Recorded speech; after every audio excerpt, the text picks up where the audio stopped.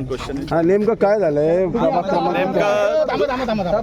तुम्ही आतमधून आलात, काय नेमकी काय परिस्थिती सध्या? परिस्थिती अशी आहे, दुसऱ्या फेरीला जी 3 नंबर वार्ड प्रभाग क्रमांक 3चं सेकंड फेरीची मशीनमध्ये आपण जे निवडणूक आयोगाकडून जेव्हा इलेक्शन संपतं तेव्हा C17चा फॉर्म घेतो. जेव्हा त्या मशीनला सील वगैरे केले जातात, ती सीलचे अनुक्रमांक नंबर वगैरे असतात, ते C17वर असतात. सदरील अधिकारी जो असतो त्याचे सिग्नेचर वगैरे असतात त्या C17च्या फॉर्मवर.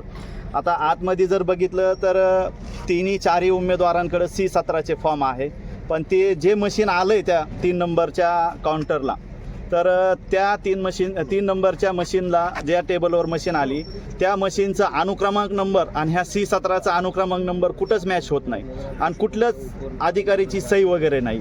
आमच्या निष्पन्नात आत्तापर्यंत आलं आहे. आत्ता निवडणूक जी प्रक्रिया थांबलेली आहे खास कारण तेच आहे. तुमचं नाव आणि मी सय्यद वसीम इसाक, प्रभाग क्रमांक 10चा उमेदवार आहे.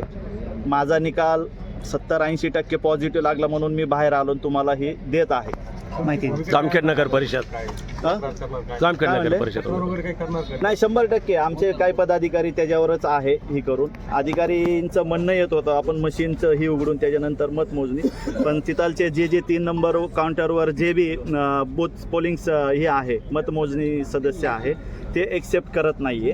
आता चालू आहे बोलणं, बघू काय मार्ग निघते. आता मतमोजणी बंद आहे का? हो थांबवलेली आहे. फक्त प्रभाग क्रमांक 3ची प्रभाग क्रमांक ॲक्च्युली काय आहे, मतमोजणी पूर्ण 12 टेबल आहे.